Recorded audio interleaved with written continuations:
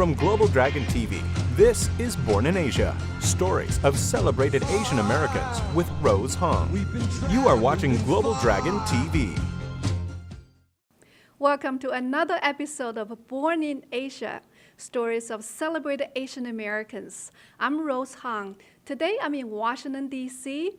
I will take you to hear the true story of another celebrated Asian American. Her name is Olivia Adrian. The Philippines is located on the southeastern rim of Asia and is made up of about 7,100 islands. The first recorded presence of Filipinos in what is now the United States dates to October 1587, with the first permanent settlement of Filipinos in what is now the United States being established in Louisiana in 1763. Migration of significant numbers of Filipinos to the United States did not occur until the early 20th century, when the Philippines was an overseas territory of the United States. After World War II and until 1965, migration of Filipinos to the United States was limited to primarily military and medical-connected immigration. Since 1965, due to changes in immigration policy, the population of Filipino Americans expanded significantly. Filipino Americans can be found throughout the United States, especially in the western United States and metropolitan areas.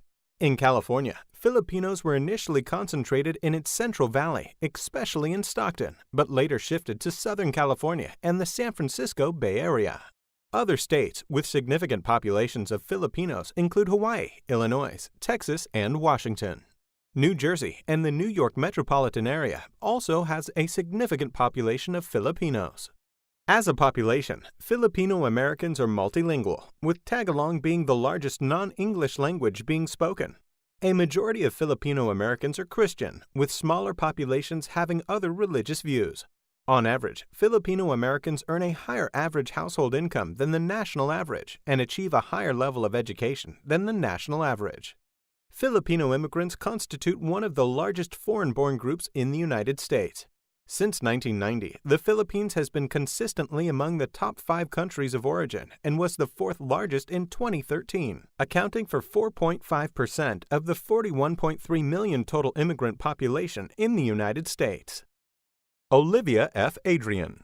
Born in the Philippines and currently serves as a procurement executive at the U.S. Department of the Interior Bureau of Safety and Environmental Enforcement, which is responsible for regulatory, safety, environmental, and conservation compliance for the development of the nation's offshore oil and gas resources. Ms. Adrian is responsible for managing and overseeing research contracts that produces reports and findings for use in management decisions on policies and regulatory changes concerning U.S. Outer Continental Shelf oil and gas operations. Currently, she serves as the President and Chief Executive Officer for Federal Asian American Council, one of the largest Asian American professional organizations in the country, representing the civilian and military Asian Americans in the federal government. Hi, Olivia. How are you? Hey, thank you. I'm fine. Welcome to our show. Oh, thank you. Well, so where were you born? I was born and raised in the Philippines. Well, I remember you shared the story. You came from a very large family. Your parents had to work very hard to support the family, especially your mother. So tell me about what did they do and what they have to work really hard to support the family. I recall being a young girl, living in a very poor country. We have a very poor beginning. I was the oldest of the 6 siblings. The time I remember we have the 3 children that I was helping my parents to raise. And I remember early in the morning, my mom and dad will go to the rice field and I will be left with the kids. We have a small house, which in the Philippines they call nipa hut. It's made of bamboo and I think it's coconut leaves. And my mom is my role model. She's very strong. She's the great supporter of my dad. My dad was frustrated dentist. So before he finished college, they got married. And so he wasn't able to finish and have a degree. He ended up working as a laborer, whatever work available for him to, for us to survive.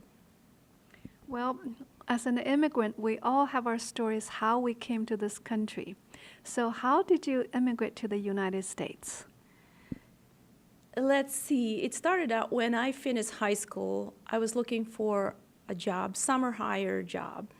And I bumped into a friend, well, there's American people in the Philippines where they're looking for a babysitter. The American couple have 2 kids, so I end up babysitting those 2 kids during summer. And I was introduced by then my husband now. That's how I end up in here in the United States. Well, you're definitely one of the very few fortunate ones, especially from Asia, because you still hear stories. Some of the Asians came as refugee, or from the boat, or so many other really hard ways to reach to the shore of this nation. So, what did you do after you came to this country? I arrived, without complete education. I came in, and I didn't have any background working because I was not able to work because I didn't have the education in the Philippines. High school graduate, got my first year college, and then I attended college here in the United States. So during the time I was going to college and I wanted to go to work, every time I apply for a job, they will say I don't have experience. So I was very eager to try to get a job. In order for me to gain that experience, I volunteered to work in a volunteer community. So at that community, they needed a receptionist.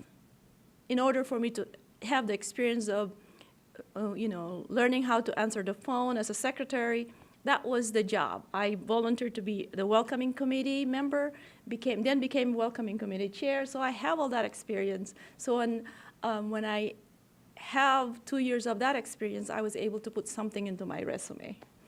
Well, I have to say, interviewing so many Asian Americans, Filipinos are one of the lucky ones because at least you do not have the language barrier.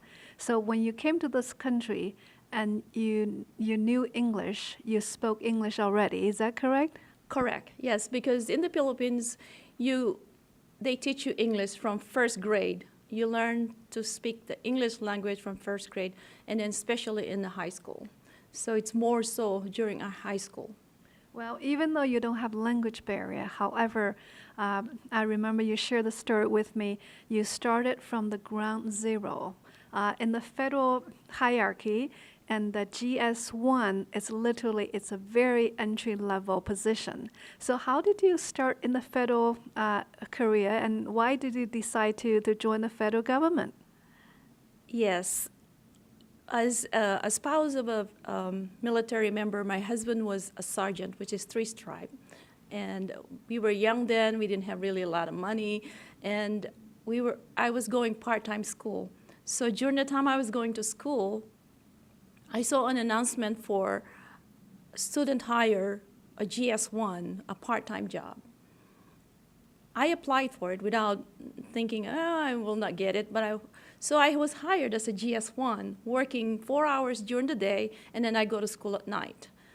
So that was like, there are so many people got hired, and they stayed for how many, a year or so. At the end of 1 year, I was able to get promoted to GS3. There was an announcement in the office saying that the GS3, if you have the following qualification, apply for it. And you've been in the government for 1 year, you qualify. So I applied without knowing, then I got the job. So I was a GS3, I got that promotion.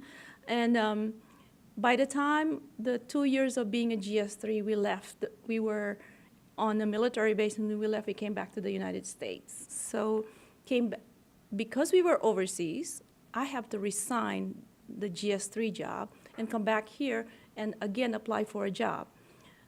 The thing is, it's really hard to get a job in the federal government, but I was not picky. There was an opening for a temporary job, temporary GS3. And the job is, I think it's to pick up mail from one building to the other. I said, oh, hey, I'll take that. I don't care. By then, I already have my bachelor's degree.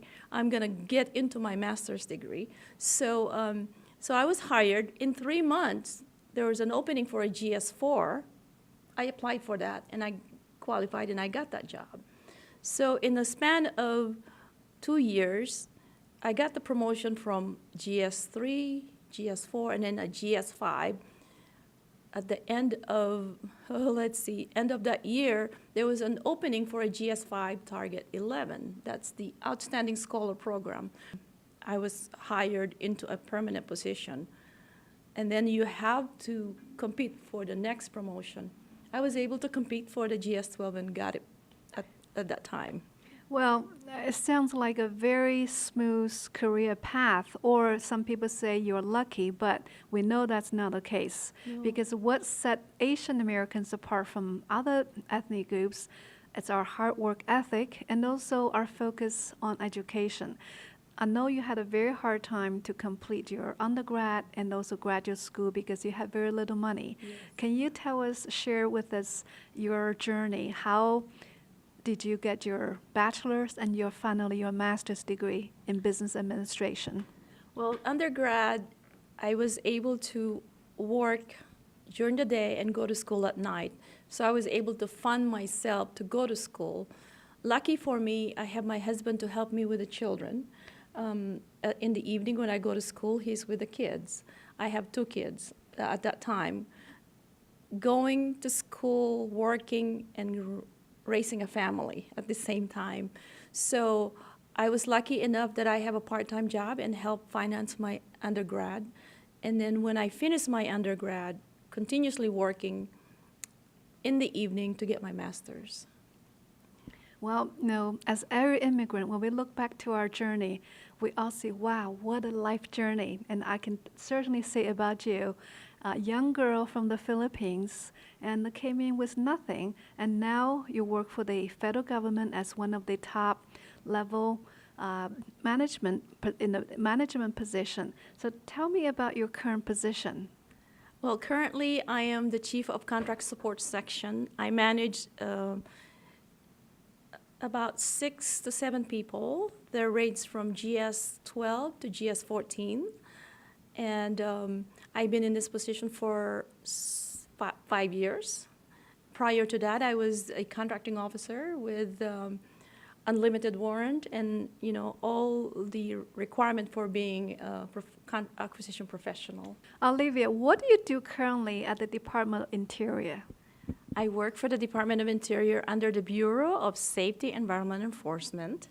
We make sure that compliance, regulatory compliance is implemented with our gas and oil resources through our industry. And the research project that we award are related to making sure that we are in compliance.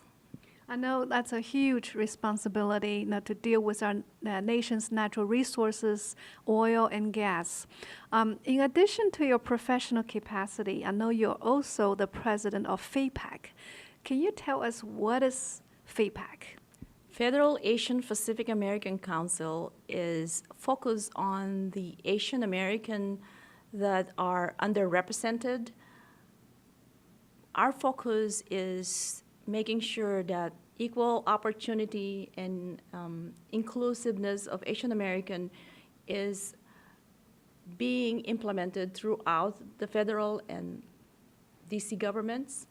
The major thing is making sure that Asian American are aware of our existence, aware of the need to educate, the need to know about the program in order for them to network, and perhaps through this networking, they can learn, grow, and get promoted. Well, I know Asian Americans from the National Population Census were only about less than 5%. In the federal government, I think the percentage is similar. So we're a very small percentage. However, and through the struggles and hard work, and Asian Americans like you have succeeded in the Asian government. Can you share about your personal experience in the federal government and how have you struggled, but at the same time you succeeded?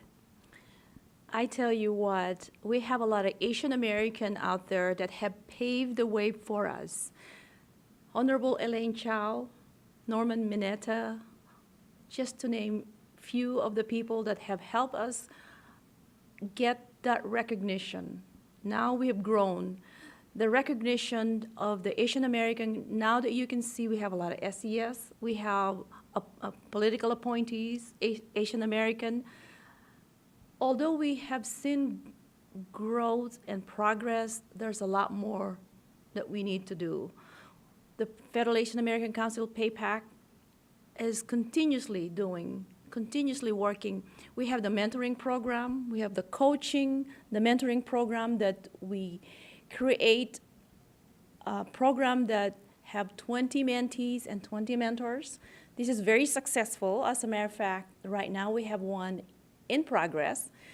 A year ago, I was one of the mentors, a couple of mentees. During the mentoring program, a young lady got promoted as one of my mentees from a GS-13 to a GS-14. So that's one example of what PAPAC can do to help the Asian American in the communities. Well, that's definitely what I see. It's one of the ways you're giving back to the community. I know FAPAC is one of the largest Asian American organizations helping Asians to be successful and to realize the American dream. So thinking back your journey as an immigrant, so what was the hardest that you have to overcome to become who you are and a successful Asian American government executive and realizing your American dream? You know, as we are known for our hard work, dedication, and commitment to get work done, I felt like even though I got to where I am, even though during those days that I was wanting to get promoted from GS-12 to GS-13, I felt like the hardest part is I felt left in the dark, where most people, I would say, get the promotion because they are the people who, what you call this is what they call squeaky wheel get the grease. I wasn't one of those because as an Asian person, we do not brag about ourselves. We do not talk about things, our accomplishment. And then one day, my commander promoted me, appointed me as the Special Emphasis Program Manager and the project leader. And at that time, I was very shy, but then at that time I said, well, this is for the Asian American. I'm going to do this for the community. So I led that group for 5 years, and at the end, I was given a couple of medals for that award. But it's a lot of hard work. But even with that, my supervisor doesn't really recognize that for the promotion that I felt like I deserved. Well, so now you're at the top of the professional ladder. What is your future plan? What kind of legacy would you like to leave behind? Right now, the legacy that I like to leave behind is continuously helping people. I just finished putting together the strategic plan for the next 5 years, which is a 5-year roadmap for PAPAC. It includes having mentoring, coaching. It includes shadowing program. It includes leadership, creating leadership, the young people to grow as a leader. The shadowing program is one of those that young student will come in and shadow us. I would like to see that when I retire, those programs will have continuously have the impact and benefit of the Asian American. As a matter of fact, during the time every year we have the scholarship program, and one of the students approached me and said, how do I become like you? It's one of those questions that you wonder, how do they, how do they see you, right? How do they see me? What do they want to become like me? So I guess to be a role model for the students is to continuously